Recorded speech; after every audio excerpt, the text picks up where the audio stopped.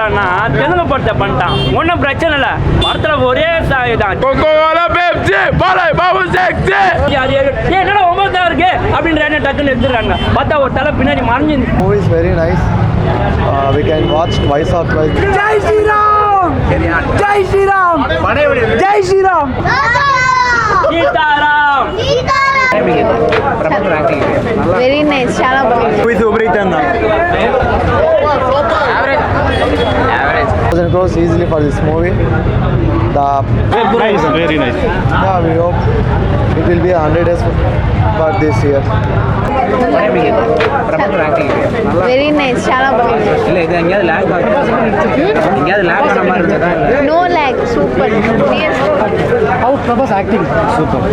மீன் என்ன பண்ணிட்டான், தமிழ் படத்தை புக் பண்றான்னா தெலுங்கு படத்தை பண்ணிட்டான், ஒன்றும் பிரச்சனை இல்லை.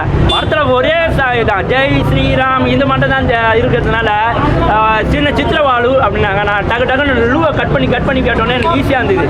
தமிழில் எல்லாமே இருக்குதுல்ல, அதனால எனக்கு ஈஸியாக இருந்தது.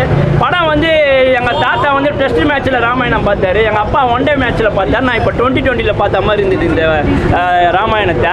நிறைய சீனு கட்டு. உதாரணத்துக்கு பார்த்தீங்கன்னா நம்ம ராவணன் என் முப்பாட்டெல்லாம் வேற லெவலில் இருப்பார். இதில் வர சாய்படி, சாய்படி உண்மையாலுமே நீ உப்பு போட்டு சோறு துண்டுறவனா இருந்தால் என் தாத்தாவெல்லாம் நீ நடிக்கக்கூடாது.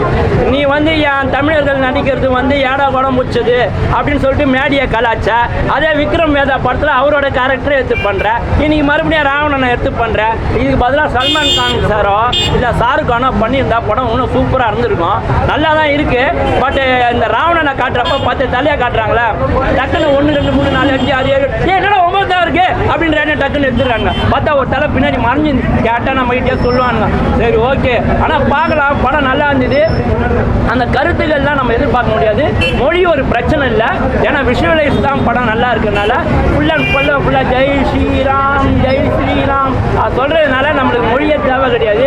விஷுவலைஸாக பண்ணியிருக்காங்க. ஆனால் அவங்க வந்து அசோகவனத்தில் இருந்த இடம் பார்த்தீங்கன்னா அவரோட ராவண தர்பார்லாம் காட்டவே இல்லை சுத்தமாக. வெறும் 4 பீமை போட்டு, ஏன்னா சிஜியில் பண்ணியிருக்காங்க, நல்லாவே பண்ணல.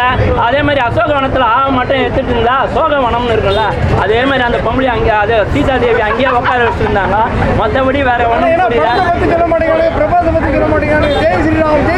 அதுதான் வந்து படம் ஃபுல்லாகவே பிரபாஸ்லேருந்து எல்லாருமே, தேட்டர்லேருந்து எல்லாருமே அவர் செய்கிற வேலை எல்லாமே. அதாவது ராவணன் நடன்னு ஒன்று இருக்கு. இவன் நடந்திருக்கான், சாய்பலி இப்படி நடக்கிறான்.